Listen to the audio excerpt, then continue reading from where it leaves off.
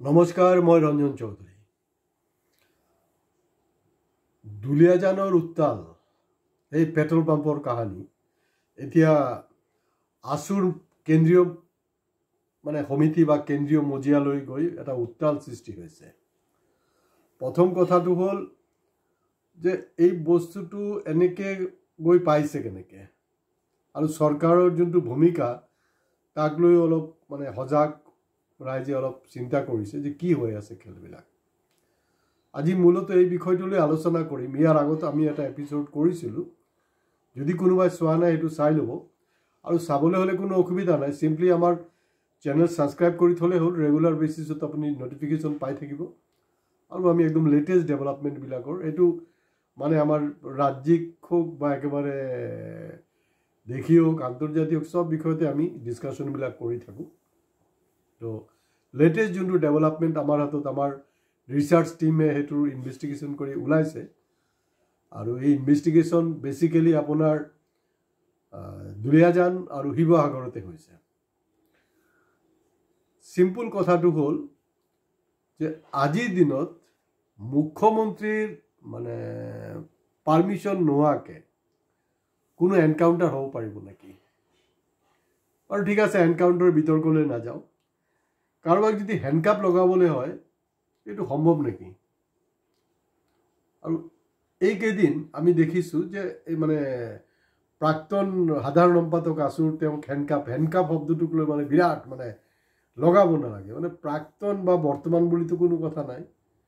যদি ক্ৰাইম হয় এইটো, যদি হেণ্ডকাপ লগাব লগা পজিশ্যন হয় লগাব, যদি লগাব নালাগে। আৰু সুপ্ৰিম কোৰ্টৰ ভাৰ্ডিক্ট এইটোতো চবেই জানেই।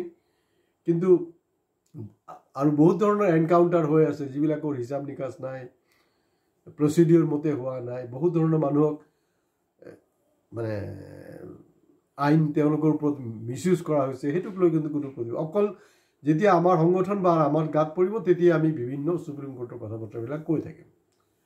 এতিয়া শেহতীয়া যোনটো ডেভেলপমেণ্ট এয়া হ'ল, আপোনালোকে জানে যে মুখ্যমন্ত্ৰী ডাঙৰীয়া ইতিমধ্যে আমাৰ জাতীয় নায়ক সৰ্বানন্দ সোণোৱালৰ যোনটো শেষ গজাল মাৰিবলৈ আছিলে সেইটো মাৰিলে কেনেকৈ?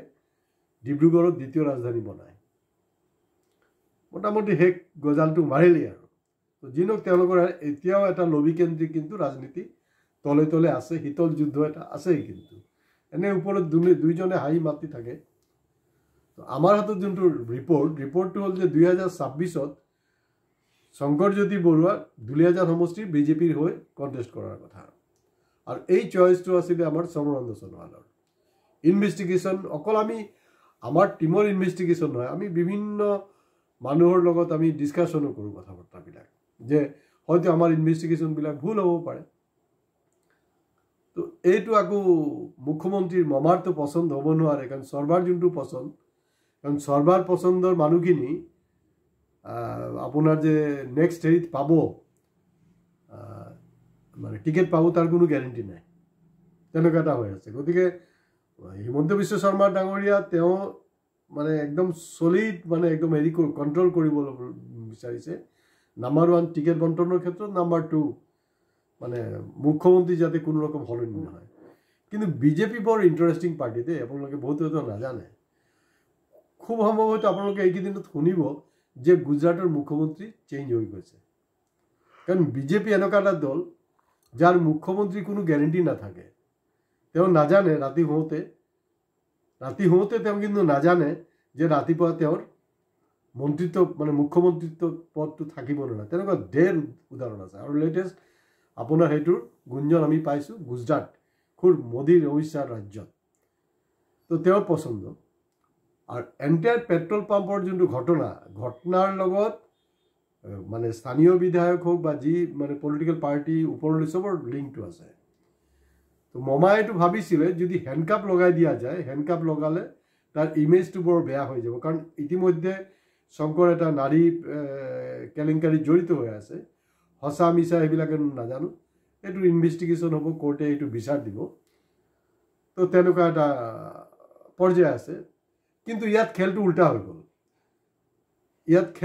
গ'ল। তাৰমানে আমাৰ পলিটিকেল পাৰ্টিত বিশেষকৈ ধৰি লওক কংগ্ৰেছ হওক বিজেপি এইবিলাকত আপুনি যদি টিকেট পাবলৈ হয় জেল চেল গ'লে ভাল, হেণ্ডকাপ চেণ্ডকাপ লগালে অলপ TRP পাই গ'ল, তেতিয়াহ'লে সুবিধা আৰু নেশ্যনেল পাৰ্টিবিলাকৰ ক্ষেত্ৰত, বিশেষকৈ কংগ্ৰেছ আৰু মই BJPৰ কথা কৈছোঁ দেই।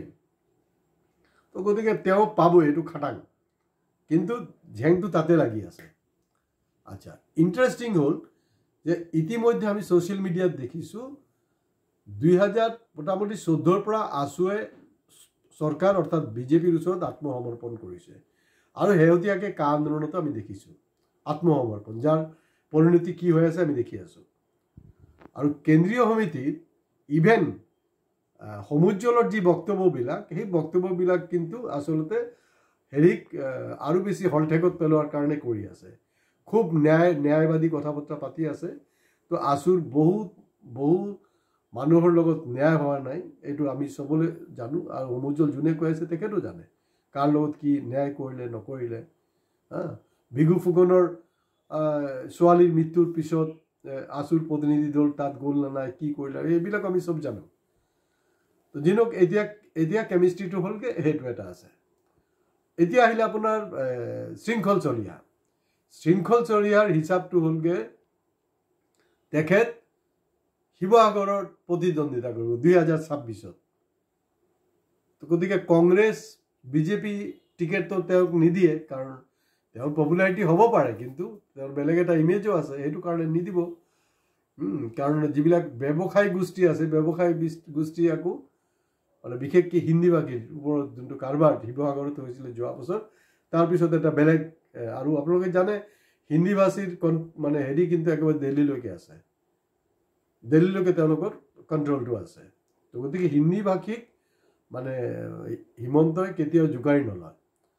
এতিয়া তাত অজপ অৰ্থাৎ লুৰিণজ্যোতি গগৈৰ পাৰ্টিৰ প্ৰাৰ্থিত্ব হোৱাৰ তাত কথা এটা চলি আছিলে, আৰু এই কথাটোৰ যে সত্যতা আছে সেইকাৰণে কোৱা হৈছে, কাৰণ আপোনাৰ এই কি বুলি কয় শিৱসাগৰৰ বিধায়ক বিপ্লৱী কি আছিলে নামো পাহৰি যাওঁ, অখিল গগৈ ডাঙৰীয়া, বিপ্লৱী গগৈ। তো বিপ্লৱী গগৈ তেওঁ কিছুদিন আগত এটা ষ্টেটমেণ্ট দিছে যে শৃংখলৰ দেউতা মোৰ দেউতা, তেওঁৰ মা মোৰ মা, শৃংখল মোৰ ভাইটি, তেওঁ যদি ইলেকশ্যনত কণ্টেষ্ট কৰে মই 2 লাখ টকা দিম। তো আজিৰ দিনত 2 লাখ টকাটোতো শৃংখলৰ কাৰণে কোনো মানেই নাৰাখে।